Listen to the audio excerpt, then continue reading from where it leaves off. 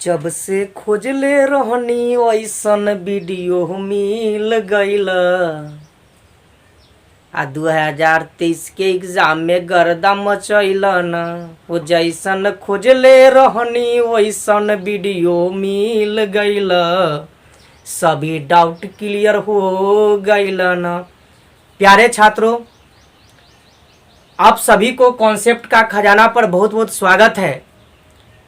और आप class 9th के एग्ज़ाम के बाद आप क्लास 10th की ओर अग्रसर हो रहे हैं।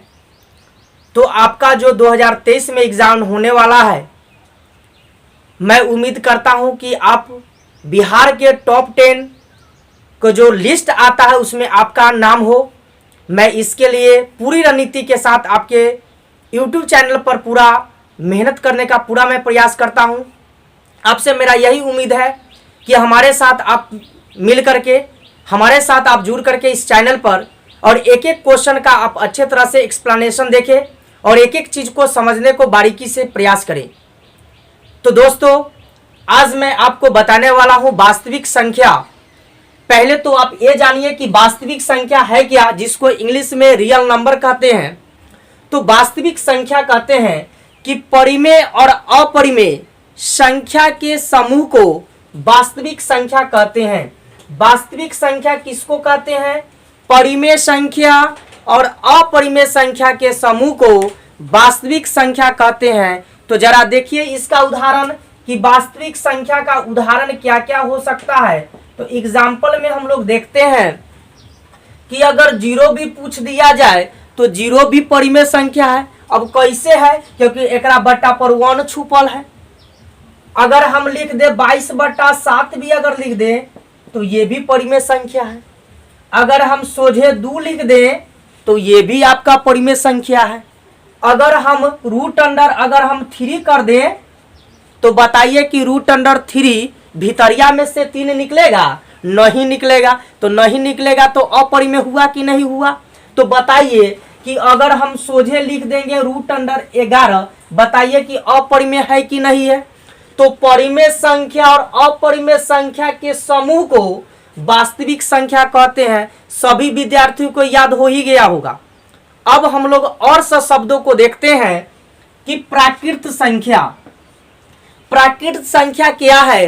तो गिनती की सभी संख्या को प्राकृत संख्या कहते हैं। और प्राकृत संख्या का प्रारंभ 1 से होता है। 1, 2, 3, 4, 5 ये तब तक जाएगा जब तक यह खत्म नहीं होगा। तो खत्म कहीं होवे नहीं करेगा। तो इसका मतलब हो गया कि प्राकृत संख्या का प्रारंभ कहां से होगा? तो 1 से होगा और 1 से जहां तक जाएगा अनंत तक जाएगा। अगला है पूर्ण संख्या। पूर्ण संख्या क्या कहता है? कहता है कि प्राकृत संख्या के परिवार में अगर 0 शामिल हो जाए तो वैसी संख्या को हम लोग बोलते हैं पूर्ण संख्या। तो बताइए इसमें 0 शामिल हो गया। 0, 1, 2, 3, 4, 5 ... बताइए कि प्राकृत संख्या जो था उसमें 0 शामिल हुआ कि नहीं हुआ? 0 शामिल हो गया तो इसी को बोलते हैं हम लोग पूर्ण संख्या। अगर 0 का आविष्कार नहीं जानते हैं तो मैं इस 0 पर भी वीडियो मैं डाल दिया हूं। आप जाकर के एक बार देख ले कि 0 का आविष्कार कैसे हुआ। आगे चलते और किसने किया। अब हम लोग चलते हैं सम संख्या। वैसी संख्या जो 2 से पूर्णतः विभक्त हो उसे सम संख्या कहते हैं। और सम संख्या का प्रारंभ कहां से होगा? 2 से होगा। 2, 4, 6, 8, 10 ... बताइए कि सम संख्या जो 2 से पूर्णतः विभक्त हो, 2 काट देगा इसको, 2 4 को भी काटेगा, 2 6 को भी काटेगा, 2 8 को भी काटेगा। तो जो 2 से काट दे वैसी संख्या होगा सम संख्या। और सम संख्या का प्रारंभ कहां से? 2 से। कहां से? 2 से। और पूर्ण संख्या का प्रारंभ कहां से? 0 से। और प्राकृत संख्या का प्रारंभ कहां से? 1 से। चलिए अब आते हैं विषम संख्या। वैसी संख्या जो 2 से पूर्णतः विभक्त नहीं हो, जब 2 से पूर्णतः विभक्त नहीं होगा वैसी संख्या को हम लोग बोलेंगे विषम संख्या। और इसका प्रारंभ 1 से होगा। 1, 3, 5, 7 इस तरह से ... तो वैसी संख्या को हम लोग बोलेंगे विषम संख्या, जो 2 से पूर्णतः विभक्त नहीं हो। और विषम संख्या का प्रारंभ कहां से होगा? 1 से। आगे चलते हैं अभाज्य संख्या। देखिए अभाज्य संख्या कहता है कि वैसी संख्या जिसका गुणनखंड केवल 2 हो, जिसका गुणनखंड केवल क्या हो? 2 हो, वैसी संख्या को अभाज्य संख्या बोलेंगे। और अभाज्य संख्या का प्रारंभ 2 से होगा। तो 2 होगा, फिर आपका 5 होगा, फिर आपका 7 होगा, फिर आपका 11 होगा, और इस तरह से ये अभाज्य संख्या होगा। फिर से सुनिए, वैसी संख्या जिसका गुणनखंड केवल 2 होगा। तो बताइए कि 2 का गुणनखंड 1 अनंत 2 होगा, 5 का गुणनखंड 1 अनंत 5 होगा, 7 का गुणनखंड 1 अनंत 7 होगा। इस प्रकार से ऐसी संख्या को अभाज्य संख्या कहते हैं। क्लियर हुआ? आगे चलते हैं भाज्य संख्या। वैसी संख्या, ध्यान से आप सुनेंगे, वैसी संख्या जिसका गुणनखंड 2 से ज्यादा हो, तो वैसी संख्या को हम लोग बोलते हैं भाज्य संख्या। और भाज्य संख्या का प्रारंभ होगा 4 से। कैसे होगा? 4 से। तो 4 होगा, फिर आपका 6 होगा, फिर आपका 8 होगा, फिर आपका 9 होगा, 10 होगा। इस प्रकार से आपका संख्या होगा। फिर से सुनिए, भाज्य संख्या वैसी संख्या को कहते हैं जिसका गुणनखंड 2 से ज्यादा हो। 2 से क्या हो? ज्यादा। अगर 2 से ज्यादा है तो वैसी संख्या को हम लोग बोलते हैं भाज्य संख्या। और भाज्य संख्या का प्रारंभ कैसे होता है? 2 से। आपसे एग्जाम में आराम से पूछ देता है कि निम्न में से कौन भाज्य संख्या है, और उनमें ऑप्शन रहता है घुसैले एगो 4 हो, तो मारिए खट सीवर 4, आपका आंसर झट सीवर 1 नंबर मिलेगा। और पूछ देगा अभाज्य संख्या का प्रारंभ, तो बोलिएगा कि सर 2 से होता है। अब आगे चलते हैं परिमेय संख्या।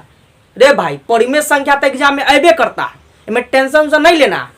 परिमेय संख्या बोलते हैं वैसी संख्या जो P/Q के रूप में होगा।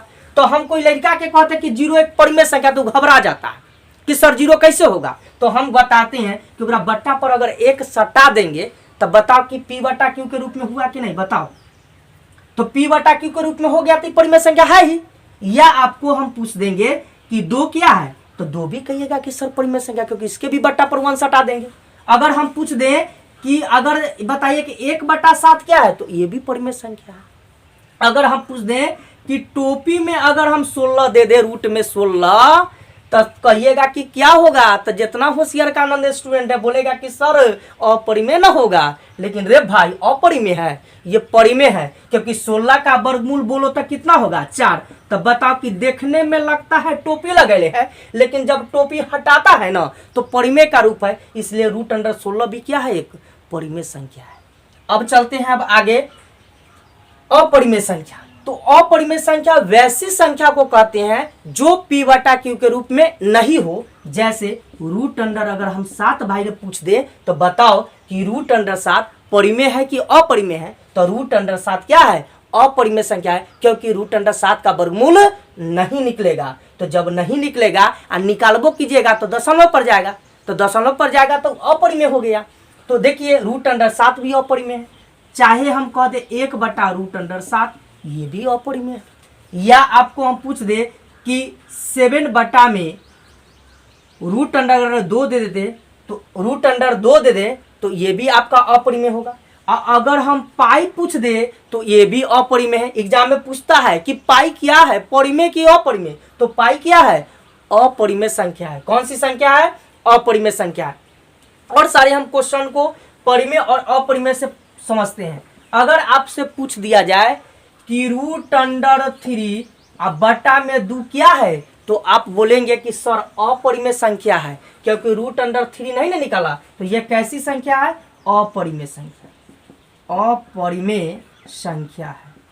अगर हम आपसे पूछ दे √16 बटा में अगर हम पूछ दे 4, तो अब बताइए कि परिमेय है कि अपरिमेय। तो कहिएगा कि सर पहले देखते हैं कि भीतरिया से बाहर होता है कि नहीं होता है।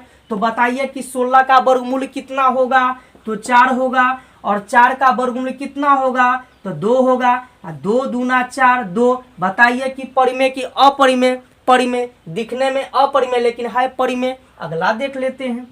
तीसरा नंबर उदाहरण में अगर हम पूछ दे √7 अब बटा 7√7। बताइए कि परिमेय की अपरिमेय, तो आप कहिएगा सर अपरिमेय, लेकिन अपरिमेय तो है नहीं, ये परिमेय है, क्योंकि √7 से √7 गेलो कै मर्तबा में, एक मर्तबा में, मतलब बतावा 1/7 परिमेय की अपरिमेय, बिल्कुल परिमेय होगा। अगला हम देख लेते हैं उदाहरण नंबर 4। अगर हम पूछ दे कि 5√25 अब बटा में 2 परिमेय की अपरिमेय, तो कहिएगा कि सर पहले चेक करेंगे कि भीतरिया निकलेगा कि नहीं निकलेगा। तो 5 अपना जगह पर, अब 25 का वर्गमूल हो जाएगा 5, अब बटा में कितना है 2, तो 5×25 अब बटा में कौन चीज 2। बताइए कि परिमेय की अपरिमेय, परिमेय। तो उम्मीद हम करते हैं कि परिमेय और अपरिमेय के साथ पूरी संख्या की आपका जानकारी हो गया होगा। अगर वीडियो अगर अच्छा लगा होगा तो अपने दोस्तों के साथ खूब शेयर करें, क्योंकि वीडियो बनाने में दोस्तों बड़ी मेहनत लगता है, और हम चाहते हैं कि आप तक ऐसे ऐसे वीडियो आप तक जाते रहे, ताकि आपका मनोबल और आपकी एग्जाम की तैयारी और बेहतर हो जाए, और हम और मेहनत करते हैं ताकि 2023 में आपका टॉप 10 में आपका रिजल्ट हो। तो यही वीडियो के साथ फिर मिलते हैं अगले वीडियो में। बहुत बहुत धन्यवाद, फिर मिलते हैं अगले वीडियो में।